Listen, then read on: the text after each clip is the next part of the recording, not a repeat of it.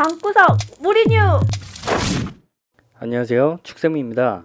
오늘은 축구 경기에서 전술을 효과적으로 운영하기 위해서 선수를 배치하고 전술을 극대화시키는 포메이션에 대해 알아보도록 하겠습니다. 축구 경기를 볼 때 4-4-2 또는 4-1-4-1, 4-3-3, 3백 전술 등 각 팀의 포메이션을 소개하곤 하는데요. 먼저 이 숫자의 의미에 대해서 안내를 해보겠습니다. 4-4-2 포메이션으로 설명을 해보면 골키퍼를 제외한 필드 선수 10명의 숫자를 나타낸 것입니다. 맨 앞에 숫자 4는 수비 라인을 의미하고 중간 4는 미드필드 라인, 마지막 2는 공격수 라인을 의미합니다.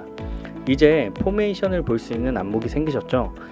이미 포메이션 형태는 많은 분들이 알고 계실 테니까 축구를 처음 접하는 분들을 위해서 설명을 해 보았습니다. 그렇다면 제가 여러분들께 질문을 한번 해볼게요. 4-4-2 포메이션은 왜 사용하나요? 그리고 어떤 목적으로 선수를 배치하나요? 아마 여러분들은 쉽게 답할 수 없을 겁니다. 그렇기 때문에 축쌤이 설명을 드리는 이유죠. 먼저 제가 포메이션을 유형별로 안내를 해볼게요. 과거의 포메이션은 극단적으로 공격적인 형태의 모습을 보여줍니다.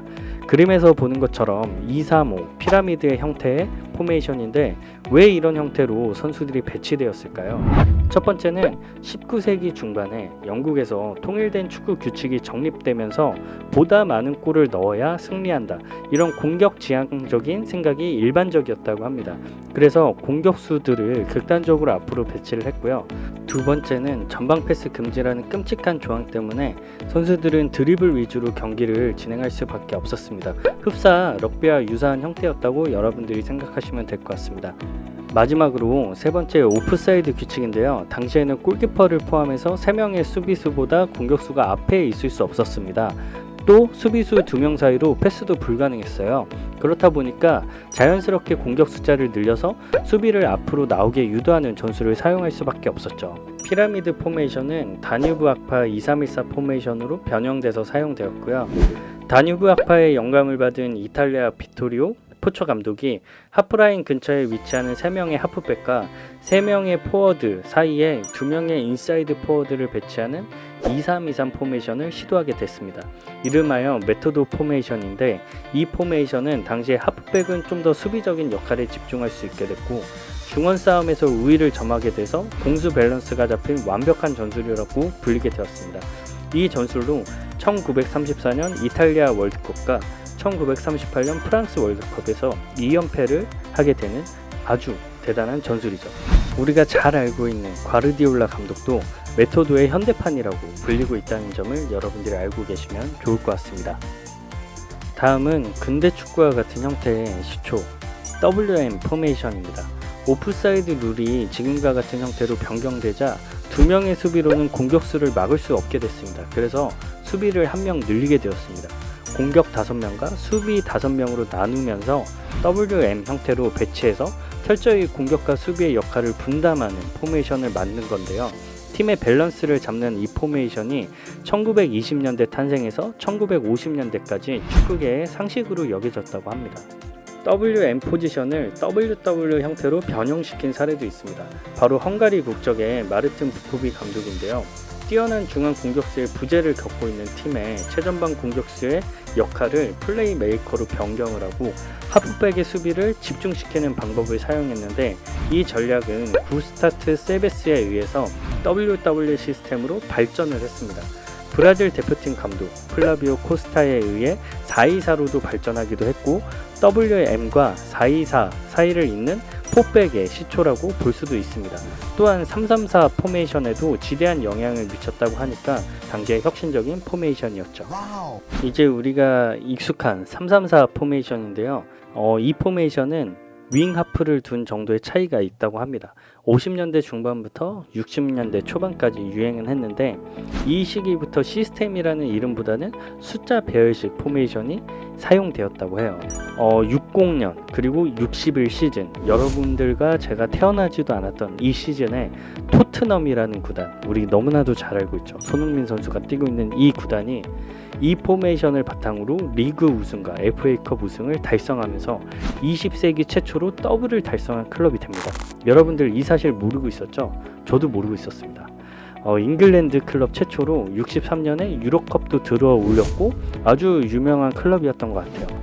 3백의 포메이션은 현대까지도 잘 애용하고 있는 포메이션인데 안토니오 콘테 감독이 유벤투스에서 사용을 많이 했었고 그리고 첼시에서도 이 포메이션을 사용해서 우승을 했었죠. 2002년 월드컵 때도 우리나라도 3백 포메이션을 통해서 4강까지 진출했던 그런 전술을 활용을 했었습니다. 바로 현대축구로 넘어가 보도록 하겠습니다. 현대축구는 3백 시스템, 4백 시스템을 기반으로 해서 전술을 운영합니다. 먼저 축쌤이 생각하는 3백과 4백의 차이와 활용 방법에 대해서 여러분들께 설명을 하도록 하겠습니다.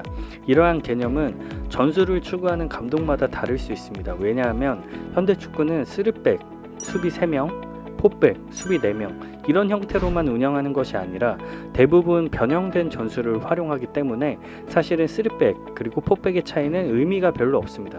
결론은 경기에서 승리하는 팀이 훌륭한 전술을 갖춘 그리고 훌륭한 전술을 활용한 팀이 되어버렸죠. 하지만 우리가 기본은 알아야 하기에 여러분들께 설명을 드려봅니다. 3백은 과거에 수비적인 전술을 운영할 때 많이 사용하는 전술이라고 알려져 있습니다. 그 이유는 3백이지만 수비 시에는 양쪽 윙백까지 수비에 내려와서 5백이라는 극단적인 수비 전술을 활용할 수 있기 때문입니다. 하지만 현대의 3백은 측면 공격의 우위를 점하거나 전방 압박을 통해서 높은 위치에서 공격을 하고자 할 때 이런 전술을 많이 활용합니다. 이 전술의 경우에는 상대적으로 선수들의 활동량이 많아지기 때문에 높은 수준의 체력이 요구됩니다. 3-4-3 포메이션을 활용할 때는 보다 공격적인 축구를 할 수 있습니다. 상대 수비 라인에서 3명의 공격수가 전방 압박이 바로 가능하고 압박이 효과적으로 들어갔을 때는 수비팀은 패스 플레이로 경기를 진행하기 어렵게 됩니다. 이럴 경우에는 수비팀은 단조로운 전방 킥 위주의 플레이를 할 수밖에 없게 되고 경기 운영에 굉장한 어려움을 겪게 되죠. 3-5-2 포메이션의 경우에는 미드필드 라인에서 숫자를 높게 가져가는 전술인데 중앙 미드필드 3명을 어떻게 사용하느냐에 따라서 전술이 완전히 달라집니다. 중앙 미드필드 1명을 수비적으로 운영할 경우에는 공격에 보다 무게를 두게 되고 중앙 미드필드 2명을 수비적으로 운영할 경우에는 수비적인 경기를 운영하면서 카운터 어택과 같이 역습 축구를 지향하게 됩니다. 현대 축구에서 3백은 수비 지향적인 플레이만 운영하는 것이 아닙니다. 이렇게 어떤 형태로 운영하느냐에 따라서 공격 지향적이고 전방 압박을 적극적으로 활용하는 전술이다. 여러분들이 알아두시면 좋을 것 같고요. 기본적으로 패스 플레이를 많이 추구하기 때문에 높은 수준의 기본기가 요구됩니다. 그리고 선수들이 많은 활동량이 필요해서 체력적인 부담이 큰 전술이라고 여러분들이 알고 계시면 될 것 같습니다. 4백은 수비 4명을 일자 라인으로 형성하면서 안정된 수비 라인을 먼저 구축하고 미드필드 라인에 배치되는 포메이션의 형태에 따라서 전술이 완전히 달라집니다. 현대 축구에서 많은 팀들이 4백을 추구하는 이유는 3백에 비해 상대적으로 안정적이기 때문입니다. 왜냐하면 사이드백의 공격 가담이 3백에 비해서 적기 때문에 수비에 집중을 할 수 있고 체력적인 안배가 가능하기 때문입니다.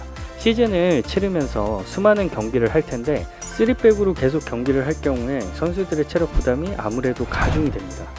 특히 스쿼드가 얇은 구단일수록 3백을 운영하는데 어려움을 겪겠죠. 왜냐하면 체력적으로 부담이 되는데 선수가 많아야지 교체를 하면서 이렇게 뛸 수 있는데 그렇지 못하니까 운영하는데 어려움을 아마 겪을 겁니다. 4-4-2 포메이션은 지역 방어를 기본으로 합니다. 수비, 미들, 공격에 콤팩트한 간격을 유지하는 특징을 가지고 있습니다. 공간을 활용하고자 하는 상대를 차단하고 윙과 사이드백을 공격에 가담시킬 때는 측면 공간을 활용할 수 있는 이점이 있습니다. 기본 4-4-2 포메이션은 단조로운 공격 패턴을 보일 가능성이 높아서 관람의 흥미가 조금 떨어지는 편이긴 합니다. 4-3-3 포메이션은 점유율 축구를 기본적으로 지향합니다. 특히 중앙 미드필드의 역할이 매우 중요한데 공을 소유하는 능력, 그리고 공을 전환시키는 능력, 그리고 볼을 뺏겼을 때 즉시 압박하고 수비 라인으로 복귀하는 능력 등 공간을 창출하고 활용하는 데 있어서 미드필드를 적극적으로 활용하는 전술입니다. 전술이 효과적으로 먹혀들었을 때는 패스 플레이에 매우 유용해서 사비와 이니에스타 시절 바르셀로나의 주 전술이기도 했죠. 그 외에 4-2-3-1, 4-2-1-3 그런 변형된 전술은 나중에 사용한 감독과 함께 설명을 좀 하도록 해보겠습니다. 제가 3백과 4백의 차이와 전술 운영 방식에 대해서 설명해 보았는데 어떠셨나요? 복잡하긴 했지만 여러분들이 응원하는 팀의 전술적인 색깔 그리고 전술적인 운영 방법에 대해서 기초적인 것들은 알게 되시지 않았나요?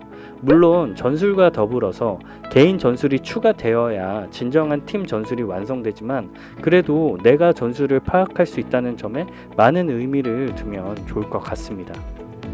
오늘은 여러분들이 포메이션의 기본에 대해서 학습을 해봤습니다. 다음 시간에는 4백, 3백이 어떻게 변형돼서 전술적으로 운영되는지 자세히 한번 안내해 보도록 하겠습니다. 오늘도 너무 수고하셨고 다음 시간에 만나도록 하겠습니다. 감사합니다.